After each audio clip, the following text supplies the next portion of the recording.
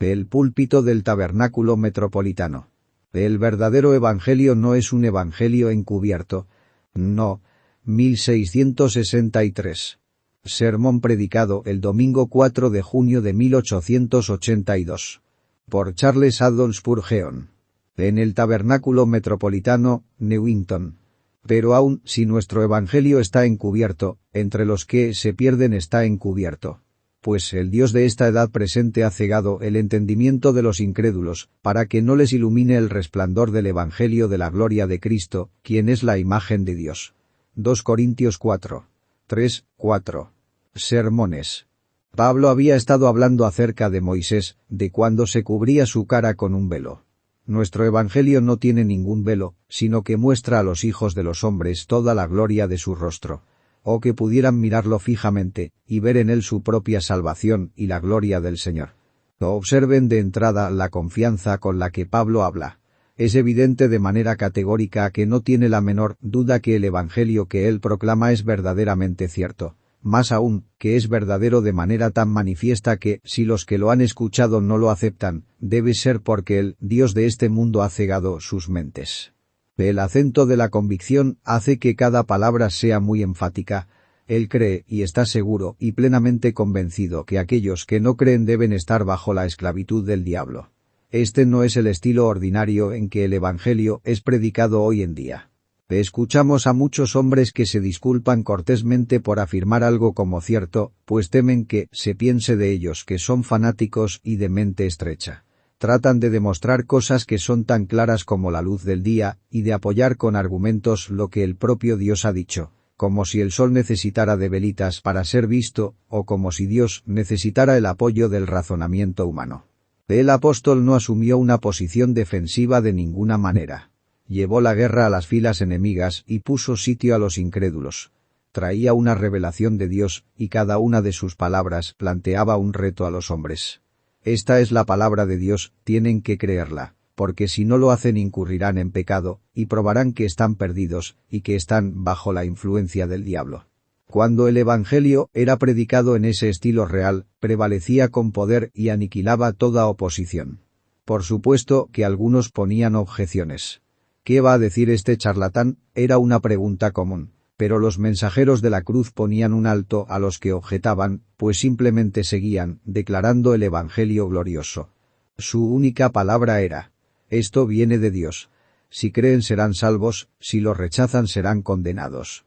No mostraban escrúpulos al respecto, sino que hablaban como hombres que creían en su mensaje, y estaban convencidos que el mensaje dejaba a los incrédulos sin excusa alguna. Nunca alteraron su doctrina o suavizaron el castigo por rechazarlo. Como fuego en medio de la hojarasca, el evangelio consumía todo lo que estaba a su alrededor cuando se predicaba como la revelación de Dios. Hoy no se propaga con la misma velocidad porque muchos de sus maestros han adoptado, según ellos, métodos más sofisticados. Tienen menos certidumbre y más indiferencia, y por lo tanto razonan y argumentan allí donde deberían proclamar y afirmar. Algunos predicadores pasan el rastrillo sobre toda la tontería sobre lo que el hombre científico o no científico quiere comentar, y se pasan la mitad de su tiempo tratando de responder. ¿Qué sentido tiene desatar los nudos que son atados por los escépticos? Simplemente van a atar más. No le corresponde a mi mensajero discutir acerca de mi mensaje, sino entregarlo fielmente como mensaje mío, y dejar las cosas así. Si regresamos a la vieja plataforma y hablamos con el mensaje de Dios, no habremos hablado en vano, ya que Él honrará su propia palabra. El predicador debe hablar en nombre de Dios o mejor que se calle. Hermano mío, si el Señor no te ha enviado con un mensaje, vete a la cama, o a la escuela, o dedícate a tus cultivos. Porque, ¿qué importa lo que tú tienes que decir si solo sale de ti? Si el cielo te ha dado un mensaje, proclámalo como tiene que hacerlo el que es llamado a ser la boca de Dios. Si inventamos nuestro propio evangelio en el camino, producto de nuestras cabezas, y componemos nuestra propia teología, como los boticarios preparan sus compuestos de medicinas, tenemos una tarea sin término frente a nosotros, y el fracaso nos mira a la cara. Ay de la debilidad del ingenio humano y de la falacia del razonamiento de los mortales. Pero si tenemos que entregar lo que Dios declara, tenemos una simple tarea, que nos llevará a grandiosos resultados, pues el Señor ha dicho: así será mi palabra que sale de mi boca. No volverá a mí vacía. ¿Dónde aprendió el apóstol a hablar de manera tan positiva? En el primer versículo de este capítulo nos dice: por esto, teniendo nosotros este ministerio según la misericordia que nos fue dada, no desmayamos. Él mismo había sido una vez un perseguidor, y había sido convencido de su error cuando se le apareció el Señor Jesús. Este fue un gran acto de misericordia. Ahora él sabía que sus pecados le habían sido perdonados. Él sentía en su propio corazón que era un hombre regenerado, cambiado, limpiado, creado de nuevo, y esto era para él una evidencia contundente que el Evangelio era de Dios. Para él, de cualquier manera, el Evangelio era una verdad comprobada, que no necesitaba ninguna otra demostración que el efecto maravilloso que había ejercido sobre él. Habiendo recibido él mismo la misericordia, juzgaba que otros hombres también necesitaban esa misericordia igual que él, y que el mismo Evangelio que había traído luz y consuelo a su propia alma les traería la salvación también a ellos. Esto le animaba para su trabajo. Esta conciencia que tenía le impulsaba a hablar como alguien que tiene autoridad. No dudaba en lo más mínimo, pues hablaba lo que había experimentado. Amigos, nosotros no solamente entregamos un mensaje que creemos que es de Dios, sino que decimos lo que ha sido probado y comprobado dentro de nuestras propias almas. Para un predicador no convertido debe ser un aprieto terrible, pues no tiene la evidencia de la verdad que proclama. Un hombre que no conoce el efecto del Evangelio en su propio corazón debe soportar mucha ansiedad cuando predica el Evangelio. En realidad, ¿qué sabe del Evangelio si nunca ha sentido su poder? Pero si ha sido convertido por su mediación, entonces tiene mucha confianza y no será perturbado por las preguntas y estratagemas de los que se le oponen. Su conciencia más íntima lo fortalece durante la predicación del mensaje. Nosotros debemos sentir también la influencia de la palabra para que podamos decir lo que conocemos y dar testimonio de lo que hemos visto. Habiendo recibido misericordia, no podemos sino hablar de esa misericordia positivamente, como una cosa que hemos probado y experimentado. Y sabiendo que es Dios quien nos ha dado la misericordia, no podemos sino hablar deseando ansiosamente que otros también puedan participar de la gracia divina. Ahora vamos a reflexionar sobre nuestro texto. Nuestra primera observación será: el Evangelio es en sí mismo una gloriosa luz, pues en el versículo 4 Pablo habla de la luz del Evangelio glorioso de Cristo. En segundo lugar, este Evangelio es en sí mismo comprensible y sencillo. En tercer lugar, si lo predicamos como debemos predicarlo, lo mantendremos comprensible, y no lo mancharemos con sabiduría del mundo. Y en cuarto lugar, si es en sí mismo una gran luz, y si es en sí mismo claro, y si la predicación es clara, entonces si los hombres no lo ven es porque están perdidos. Es un signo fatal que los hombres no puedan percibir la luz del Evangelio de la gloria de Jesucristo. Y en primer lugar, pues, el Evangelio es en sí mismo una gloriosa luz. En innumerables lugares en el Nuevo Testamento es descrito de esa manera. Esta es la luz que ha venido al mundo. Porque las tinieblas van pasando y la luz verdadera ya está alumbrando.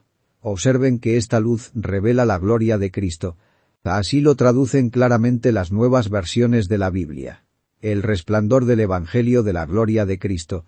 Los judíos tenían una forma diferente de expresarse que los griegos, y las traducciones antiguas, teñidas de la forma judía de ver las cosas, presentaban el versículo así: el Evangelio glorioso de Cristo. Pero si se toma directamente del griego, entonces la traducción es el resplandor del Evangelio de la gloria de Cristo. Ambas traducciones son válidas, pero la segunda transmite la idea de manera plena con un sentido de frescura que es digna de tomarse en cuenta. El Evangelio revela la gloria de Cristo. Nos dice que Él es el eterno Hijo del Padre, y que todas las cosas fueron hechas por medio de Él, y que todas las cosas fueron creadas para Él, y que por su causa continúan existiendo. Tomadas aisladamente, estas cosas pudieran no haber sido buenas noticias para nosotros, porque siempre es bueno que la criatura esté informada acerca de su Creador. Pero el Evangelio va más allá y nos revela que este siempre bendito Hijo del Altísimo vino a la tierra en su infinita misericordia, tomó nuestra naturaleza, y nació en Belén, y se convirtió en un hombre verdadero así como era verdadero Dios.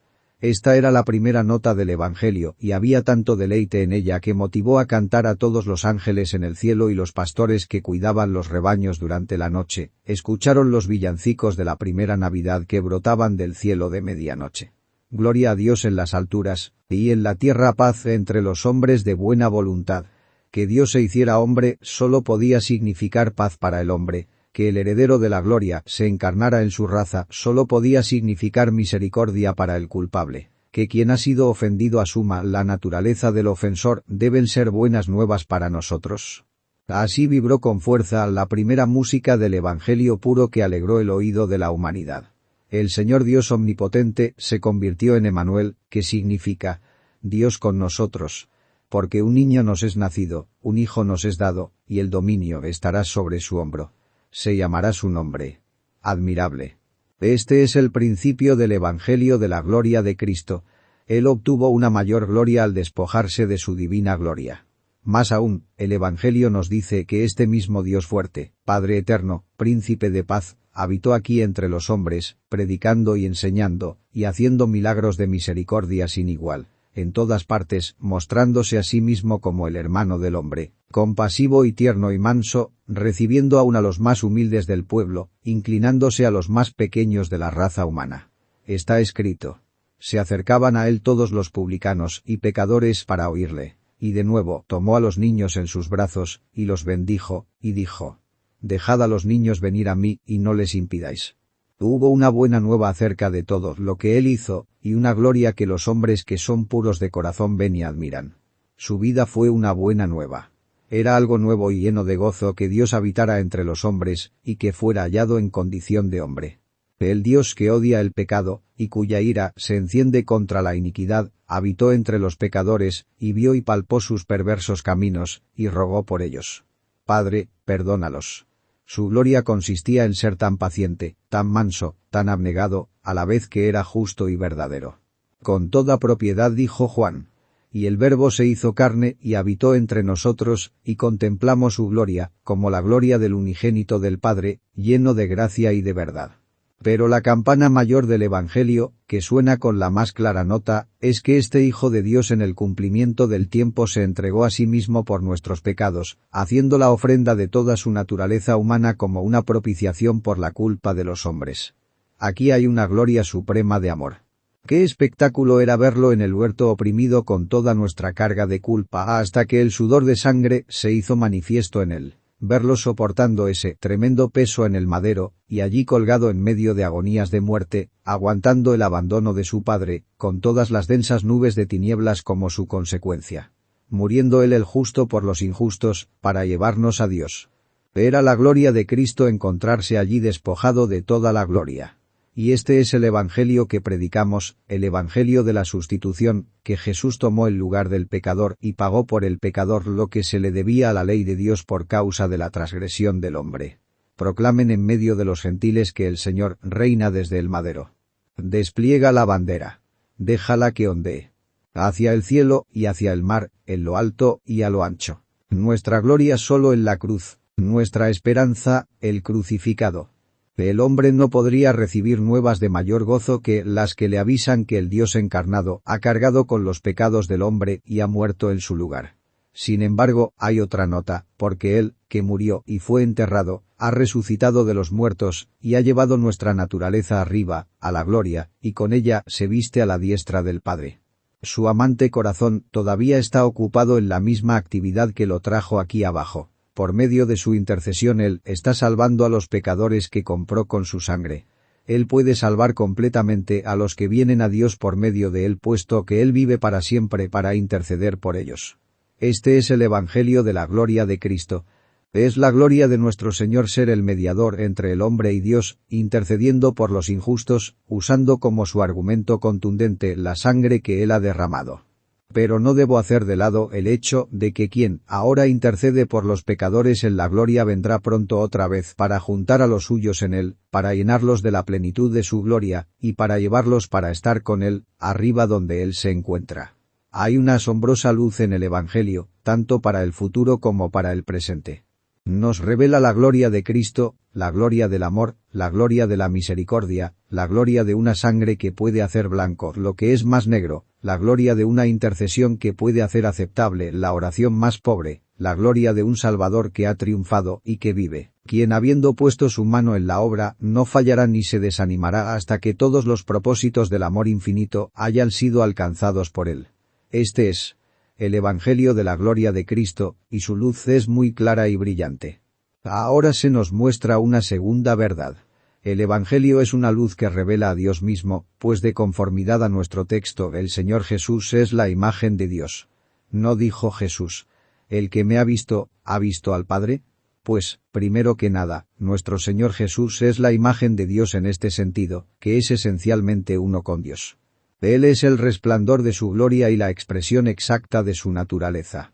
Él es Dios verdadero de Dios verdadero, como lo establece el credo, y yo no sé cómo expresar mejor esa idea. Nuestro Señor mismo dijo: yo y el Padre uno somos. Pero el texto contiene algo más que eso. Cristo es la imagen de Dios en el sentido que nos muestra lo que Dios es. Si conocen el carácter de Jesús, conocen el carácter de Dios. Dios mismo es invisible, y no puede ser visto por el ojo de ningún mortal, ni puede ser comprendido por una mente finita. De hecho, no puede ser conocido verdaderamente de ninguna manera, excepto por la enseñanza del Espíritu Santo.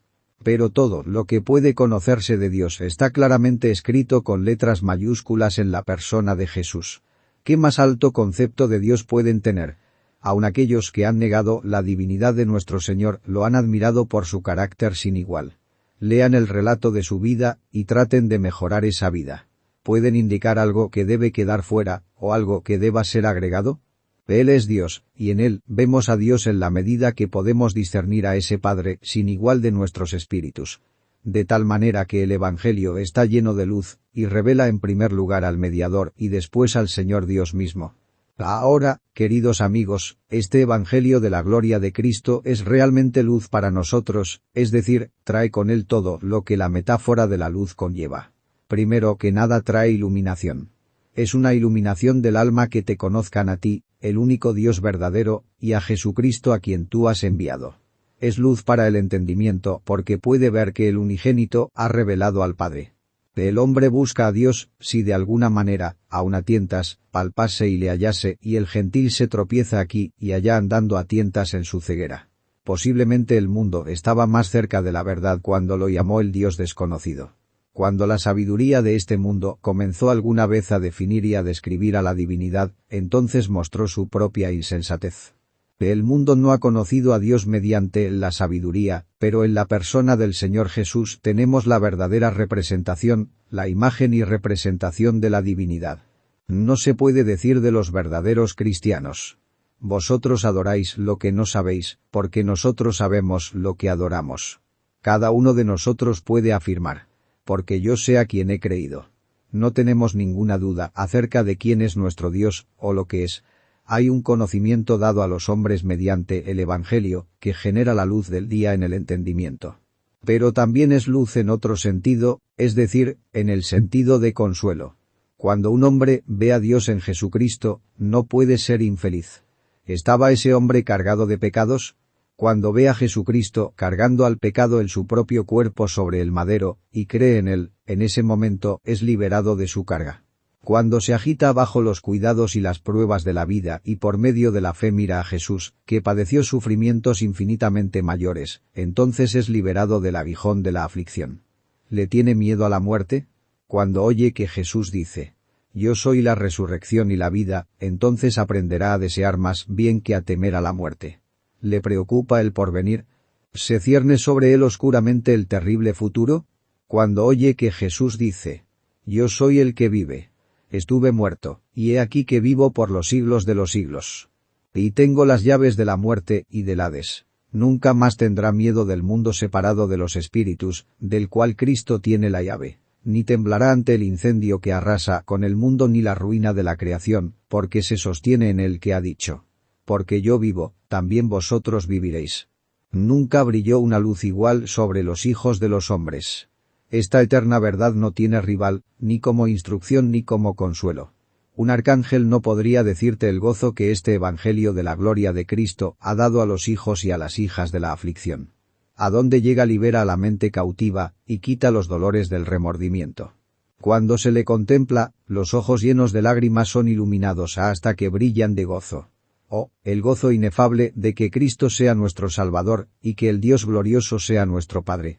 Ahora damos un paso adelante y observamos que, segundo, este evangelio es en sí mismo muy comprensible y sencillo.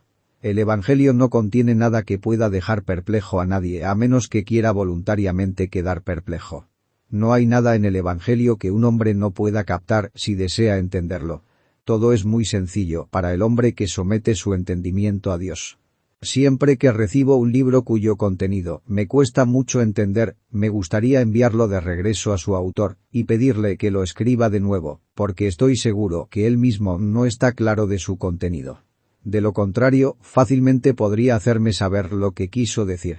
Un hombre no domina adecuadamente un tema mientras no pueda comunicar sus pensamientos sobre ese tema, de tal manera que las personas de inteligencia ordinaria puedan enterarse de lo que el autor trata. Ahora, el Señor tiene en su mente un plan de salvación claramente definido para los hombres, y lo ha expresado sin ninguna ambigüedad. A ciertos teólogos les gusta predicar un evangelio incomprensible, puesto que esto les da un aire de sabiduría ante el juicio de los necios. Algunos de los que escuchan prefieren sermones que no pueden entender. Para ellos lo difícil y lo intrincado es como la esencia y lo medular. Una vez escuché que alguien dijo que le gustaba un poco de cartílago en los sermones, o un hueso para probar la fortaleza de sus dientes. Podríamos fácilmente darles gusto a tales amigos, pero no vemos ninguna autoridad en las Escrituras para satisfacer tales gustos. Yo me esmero en quitar las semillas de la fruta antes de preparar la comida. Cuando comemos no es de ninguna manera sano que nos traguemos los huesos, pues no podríamos digerirlos y podrían causarnos una lesión interna. Las almas necesitan alimento espiritual, no más problemas ni acertijos. Así, cuando un hombre predica el evangelio de tal manera que su presentación no tiene ni pies ni cabeza, no necesitan angustiarse, porque lo que ese señor tiene que decir no amerita que se preocupen por entenderlo. Si es el propio evangelio del Señor, los que son hacedores de la voluntad del Señor pueden entenderlo, y si no pueden entenderlo, entonces no es el evangelio de la gloria de Cristo, sino un evangelio de invención humana. El verdadero evangelio es la sencillez misma. Escuchen. Que Dios haya venido entre los hombres y haya tomado nuestra naturaleza es un misterio de tal magnitud que no sabemos cómo pudo ser. Bendito sea Dios, no queremos saber cómo sucedió. Solo sabemos qué ocurrió, y ese hecho es suficiente para nosotros. Entendemos que el Verbo se hizo carne y habitó entre nosotros, y nos gozamos en ello. Observen la doctrina de la expiación. Esto también, como un hecho, es lo suficientemente sencillo. ¿Cómo fue justo que Cristo sufriera en nuestro lugar, y que su sufrimiento fuera una expiación por nuestros pecados? Puede ser una pregunta muy profunda, pero el hecho es revelado con mucha claridad. No creo que la sustitución sea un misterio que aturda, pero otros lo creen así. ¿Y qué, si así fuera? Su razón secreta no es nada para nosotros. Si Dios ha presentado a Cristo como propiciación por nuestros pecados, nuestra opción más razonable es aceptarlo. No necesitamos pelearnos con la gracia solo porque no podemos entender todo acerca de ella. Es más sabio comer todo lo que se pone frente a nosotros que morir de hambre debido a que no conocemos todos los secretos de la cocina. No se me pide que entienda cómo nos justifica Dios en Cristo, pero sí se me pide que crea que lo hace. Ese hecho es lo suficientemente sencillo y es objeto de fe. Que Jesús tenga que sufrir en mi lugar es una simple verdad, y en ella no hay ninguna oscuridad. De esa preciosa doctrina que somos justificados por fe, que todo el mérito que tiene la gloriosa obra de Cristo se transfiere a nosotros simplemente por nuestra fe. ¿Hay algo difícil en eso? Sé que los hombres pueden cavilar hasta tener el rostro ennegrecido, pero la doctrina es obvia. A veces las personas preguntan, ¿qué es creer? Pues es confiar, depender, apoyarse sobre, fiarse de, eso es todo. ¿Hay algo difícil acerca de eso?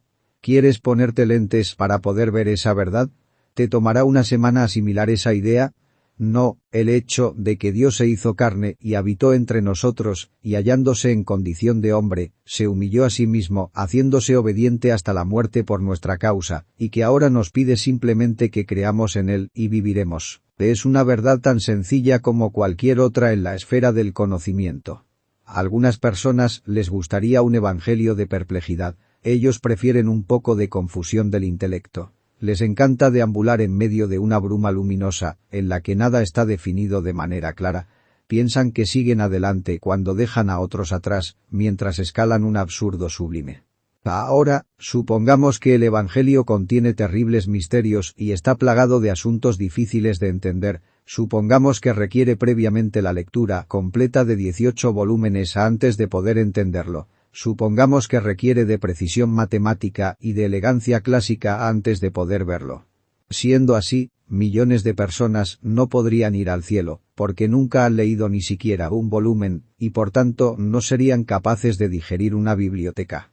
Algunos hombres están tan ocupados, y algunos tienen un cerebro de tal naturaleza que nunca podrán ser estudiantes profundos, y si el Evangelio requiriera de ellos una reflexión profunda y una amplia investigación, ellos se darían por vencidos y por perdidos. Si los hombres necesitaran ser filósofos para poder ser cristianos, la mayoría de los cristianos estaría fuera del límite de la esperanza. Si las masas del pueblo tuvieran que leer mucho antes de poder captar la idea de la salvación por la fe en Cristo Jesús, nunca captarán esa idea, perecerán inevitablemente. ¿Y les gustaría a ustedes, sabios, que ellos perecieran? Me temo que muchos de ustedes se preocupan menos por eso que por los créditos que puedan recibir por su talento y por sus ideas. Con el objeto de definir un profundo evangelio pequeño solo para ustedes, están dispuestos a cavar un foso alrededor de la cruz para impedir el paso de la vulgar muchedumbre. Ese no es el evangelio ni el espíritu del Señor Jesús. Tengan mucho cuidado de que no se les escape la verdad a ustedes mismos. Me temo que mientras ustedes están buscando a tientas el picaporte de la puerta del cielo, el pueblo que ustedes desprecian estará adentro y ya cantando. Gloria, aleluya, hemos encontrado al Salvador. El Señor permite que el discutidor de este mundo se tropiece, mientras que quienes reciben como niños el reino de Dios descubren el gran secreto y se gozan en él. Supongamos que el Evangelio hubiera sido algo tan difícil de explicar y un tema tan difícil de entender. ¿Qué hubiera sido de la gran cantidad de personas que ahora se regocija en Cristo y que sin embargo tuvo de nacimiento y debido a su constitución las más insignificantes capacidades? Es maravilloso ver cómo alguien apenas por encima de la capacidad de un idiota puede comprender el Evangelio. Es una bendición que así sea. He escuchado acerca de un pobre muchacho a quien sus maestros habían estado instruyendo por años, y un día le dijeron: «Bien, Santiago, dinos, ¿tienes un alma?» «No, no tengo alma». Sus maestros creyeron que habían desperdiciado su tiempo, pero cambiaron de opinión cuando él agregó: «Yo tuve un alma una vez, y la perdí, y Jesucristo vino y la encontró y yo dejé que él se quedara con ella». Ese es un mejor evangelio que el que recibimos de muchos teólogos refinados. Santiago tenía todo el tema en sus manos. Cristo había encontrado su alma, y él se la estaba guardando. A él, que no fallará en guardar lo que hemos entregado en sus manos. Aplaudimos de gozo porque el Evangelio revela el camino directo del hombre al cielo, y hace sabio para la salvación al más analfabeta. El pastorcito de la llanura de Salisbury puede entender el Evangelio de la misma manera que el obispo de la catedral de Salisbury, y la hija del lechero puede sentir su poder tan plenamente como una princesa. Supongamos que el Evangelio fuera difícil de entender, ¿qué haríamos en nuestro lecho de muerte? Muchas veces nos llaman de emergencia para atender a personas que han sido negligentes en buscar la gracia y se están muriendo en la ignorancia. Es una tarea terrible para nosotros tener que explicarles el camino cuando ya están entrando en el oscuro descenso a la muerte. Cuando la lámpara aún arde, tenemos esperanzas, y por tanto procedemos a explicar el camino por el cual el pecador puede retornar a Dios. ¿Acaso no es bueno tenerlo resumido en pocas frases y poder expresarlo con palabras comunes? Les decimos que Jesucristo vino al mundo para salvar a los pecadores y que cualquiera que crea en él no morirá, sino que vivirá para siempre. ¿Qué podríamos hacer si el Evangelio no fuera así de simple? Tengo que tener una carretilla, y llevarla conmigo de arriba para abajo, y llevar a cada moribundo media docena de folios en latín. Nada de eso. Estos versos de Cowper, citados muy a menudo, plantean la sencillez del Evangelio, y reprenden a quienes lo rechazan por esa razón. Oh, cuán diferente del complicado trabajo del hombre. Es el sencillo plan del cielo, sin artificios, sin complicaciones. No tiene gracias falsas que puedan engañar, ni postizos ornamentos que congestionen su estructura. Libre de ostentación y de debilidad, se extiende como la bóveda celeste que contemplamos, majestuoso en su propia sencillez. Inscritas arriba del portal a lo lejos. Destacan como el brillo de una estrella, legibles solo con la propia luz que dan, las palabras que dan vida. Cree y vive. Muchos, ofendidos por lo que les debía agradar, desprecian la dirección sencilla y así están perdidos. El cielo así descrito, claman con orgulloso desdén. Increíble, imposible y sin sentido. Se rebelan porque es muy fácil obedecerlo. Y se burlan por gusto del camino lleno de gracia. Tercero. En tercer lugar, si lo predicamos como debemos predicarlo, lo mantendremos comprensible. Pablo dijo expresamente. Así que, teniendo tal esperanza, actuamos con mucha confianza, y dijo también. Ni mi mensaje ni mi predicación fueron con palabras persuasivas de sabiduría, sino con demostración del Espíritu y de poder. El apóstol Pablo era un pensador profundo, un hombre de un gran discernimiento y de una mente sutil. Tenía tal estructura mental que pudo haber sido un filósofo de primer rango, o un místico de las más profundas tinieblas. Pero él fue en contra de su inclinación natural y dedicó todas sus energías a explicar el Evangelio. Requirió una renuncia sublime de su parte, dejar a un lado toda su lógica entre todas las demás cosas que consideró como pérdida para Cristo, puesto que dice, porque me propuse no saber nada entre vosotros, sino a Jesucristo, y a él crucificado. Él se propuso, tenía la determinación, tenía el convencimiento de hacerlo, o no lo habría logrado. Él es el hombre que escribió algunas de las cosas más difíciles de entender, según lo menciona Pedro, pero cuando se trataba del Evangelio únicamente lo presentaba de manera muy sencilla. Era tierno con ellos como una nodriza con su niño, y se hizo a sí mismo instructor de bebés, entregando la palabra con la sencillez que los niños requieren. El verdadero hombre de Dios no le pondrá al Evangelio el velo de ritos ni de ceremonias. Observa a los que hacen esto y evítalos. Vemos en algunas iglesias al sacerdote, con qué reverencia camina hacia la derecha o hacia la izquierda con sus manos enlazadas, repitiendo frases en latín, desconocidas para el pueblo. Él da vueltas, hace una reverencia, y vuelve a dar vueltas. Por momentos vemos su rostro y luego vemos su espalda. Supongo que todo eso tiene por fin la edificación. Pero yo, pobre criatura, no puedo encontrar la menor instrucción en ello, ni, hasta donde sé, ninguna de las personas que miran pueden hacerlo. ¿Cuál es el significado de los monaguillos vestidos con túnicas elegantes, echando tanto humo? ¿Y qué significan esas flores y esas imágenes en el altar? ¿Cuán espléndida es esa cruz que adorna la espalda del sacerdote? Parece ser hecha de rosas. La gente mira, y algunos se preguntan dónde consigue esos ornamentos, mientras otros hacen especulaciones acerca de la cantidad de cera que se consume cada hora. Y eso es todo. Cristo está escondido tras los velos de las señoras, si en verdad está allí. Conozco a muchos sacerdotes que no quisieran hacer todo eso, pero sin embargo esconden al Señor en un lenguaje rebuscado. Es algo grandioso remontarse a las alturas sobre las alas de la elocuencia y desplegar la gloria del discurso, hasta que te deshaces en medio de una espléndida perorata en meros fuegos artificiales, tal como finalizan muchas exhibiciones. Pero esto no es lo que conviene a los predicadores del Señor Jesús. Siempre les digo a nuestros jóvenes que uno de sus mandamientos debe ser: no dirás peroratas. Intentar usar un lenguaje diferente al lenguaje sencillo cuando predicamos la salvación es abandonar nuestro propio trabajo. Nuestra única obligación es explicar el Evangelio de manera sencilla. Nuestro negocio es el alimento, no las flores. Que los ornamentos llamativos queden para el teatro o para el bar, donde los hombres buscan distraerse, o donde debaten para ganar algo. O dejemos que todas estas pobres tonterías queden para el Senado, lugar donde los hombres defienden causas o denuncian de acuerdo a lo que convenga a su partido. No nos toca a nosotros convertir al peor argumento en el mejor, ni esconder la verdad bajo montañas de palabras. En lo que a nosotros toca, debemos escondernos detrás de la cruz, y hacer saber a los hombres que Jesucristo vino para salvar a los perdidos, y que si creen en Él, serán salvos de manera inmediata y para siempre. Si no les hacemos saber esto, entonces no habremos dado en el blanco, sin importar la manera grandiosa en que nos hayamos comportado. ¿Qué? ¿Habríamos de convertirnos en acróbatas de palabras, o malabaristas que hacen maravillas? Así, Dios es insultado, su evangelio es degradado y las almas son abandonadas a su perdición. Quisiera decir algo más bien personal en este momento, y luego pasar a otro punto. Yo puedo decir con el apóstol: actuamos con mucha confianza y por tanto, si el evangelio que he predicado está encubierto, yo no le he puesto el velo.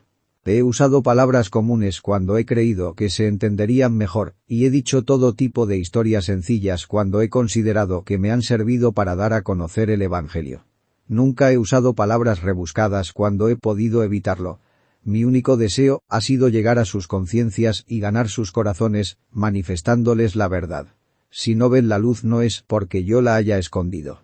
Cuarto, con este punto terminamos. Si los hombres no lo ven es porque están perdidos. Pero aun si nuestro evangelio está encubierto, entre los que se pierden está encubierto. El Dios de este mundo ha cegado sus ojos incrédulos para que no brille sobre ellos la luz del glorioso evangelio de Cristo. No creer, no entender, no apreciar y no aceptar el evangelio es un signo de muerte. Quiero decir esto de la manera más sencilla a todos los que dicen que no han recibido el evangelio ya que no pueden entenderlo y no ven nada notable en él. Si han escuchado el evangelio predicado de manera sencilla, es tan sencillo en sí mismo que si está escondido de sus ojos es porque todavía están corroídos por la amargura y atados con los lazos de la iniquidad. Quienes reciben el evangelio son salvos. La fe es la garantía de salvación.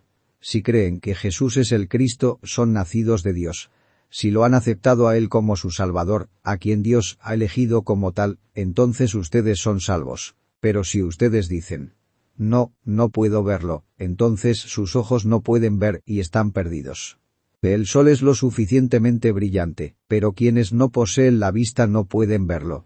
Dicen ustedes: no puedo recibir el Evangelio. ¿Necesito algo más difícil? A causa del orgullo pecaminoso su juicio se pervierte y su corazón se endurece. Mientras estén entre los incrédulos ustedes están todavía entre los que se van a perder, y el Dios de este mundo les ha vendado sus ojos. Oh Espíritu de Dios, convence a los hombres de este pecado que consiste en no creer en Jesucristo. Yo no tengo capacidad de hacerlo, pero, te suplico que tú lo hagas. Que nuestro texto, como una aguda espada, haga un corte profundo y llegue hasta la conciencia. Que esta verdad penetre hasta partir las coyunturas y los tuétanos, y discierna los pensamientos y las intenciones de sus corazones. De acuerdo al texto, el que no cree en Jesucristo es un hombre perdido. Dios te ha perdido. No eres su siervo. La Iglesia te ha perdido. Tú no trabajas para la verdad. El mundo te ha perdido realmente. No produces ningún servicio permanente para él. Tú te has perdido a ti mismo del derecho, del gozo, del cielo. Tú estás perdido, perdido, perdido, como el hijo pródigo cuando estaba lejos de la casa de su padre, y como la oveja perdida cuando se separó de su rebaño. No es solamente que te vas a perder, sino que estás perdido, pues el que no cree ya ha sido condenado, porque no ha creído en el nombre del unigénito Hijo de Dios. Graba esas 4 palabras en tu conciencia: ya ha sido condenado. Perdido a una hora. Estás pereciendo. Es decir, gradualmente estás entrando en esa condición en la cual vas a vivir para siempre, como quien ha muerto ante Dios, y que se ha convertido en alguien completamente inútil y muerto. Es una verdad sobrecogedora que esto se comprueba por medio del hecho que no entiendes el Evangelio, o que si lo entiendes no lo valoras. No ves ni belleza ni gloria en él. O si lo aprecias en cierta medida, y ves alguna gloria en él, sin embargo nunca ha provocado tu afecto o ha atraído tu corazón hacia su gran persona. En una palabra, no has llegado a confiar en Jesús. Él es el único en quien puedes confiar, y sin embargo lo rechazas. Es la cosa más sencilla del mundo confiar en Cristo, y sin embargo no quieres hacer eso que es tan sencillo. Debes confiar en Él de inmediato, no te demores para hacerlo, y sin embargo lo has pospuesto por años. Si la fe trae la salvación, ¿por qué no obtener la salvación? ¿Por qué permanecer todavía en la incredulidad, sin creer la más gloriosa verdad que Dios ha revelado al hombre, sin creer en eso que te atreves a negar? Oh, qué terrible condición es esa, permanecer voluntariamente en la oscuridad, cerrando tus ojos a la luz. Ciertamente estás perdido. El apóstol explica cómo termina un hombre en esa condición. Nos dice que Satanás, el Dios de este mundo, ha cegado su mente.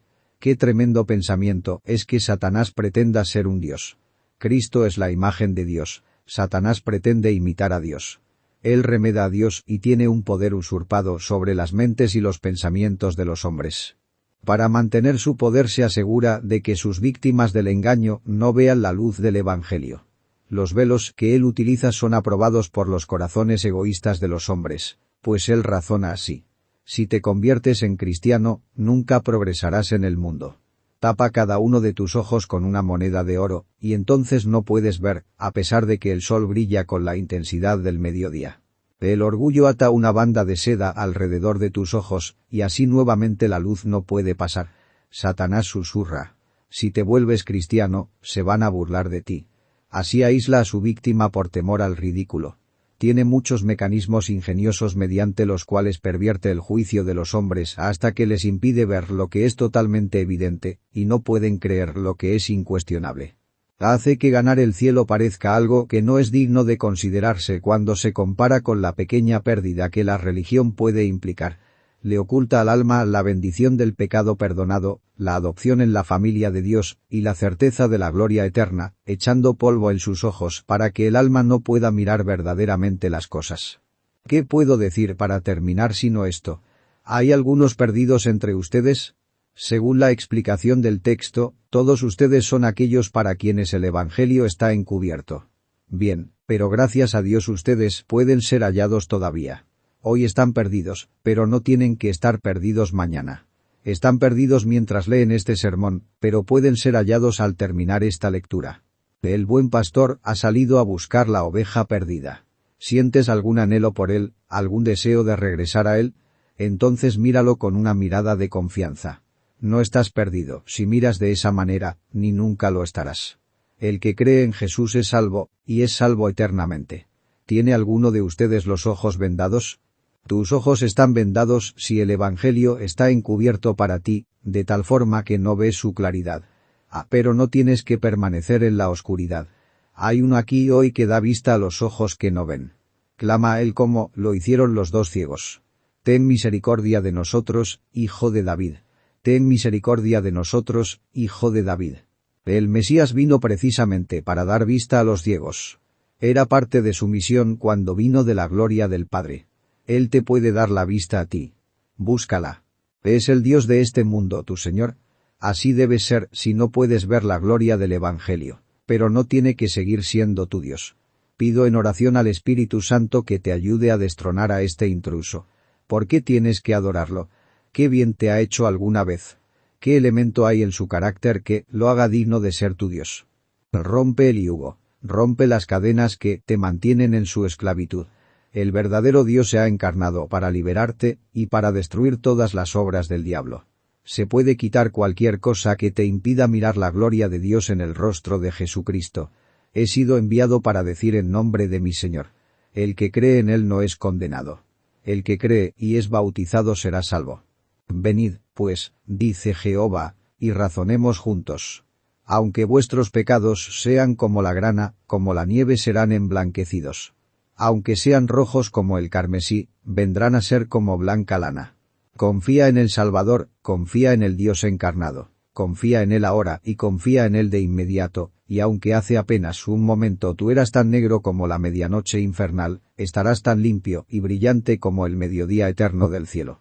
En un instante desaparecerán todos los pecados que te ha tomado 50 años acumular. Las transgresiones de todos tus días serán arrojadas bajo el mar, y nunca serán vistas de nuevo. Solamente quiérelo y obedece, y sométete al Dios encarnado, que vive para siempre para cuidar a quienes ponen su confianza en él. Que el Señor los bendiga, queridos amigos, eternamente. Amén y amén.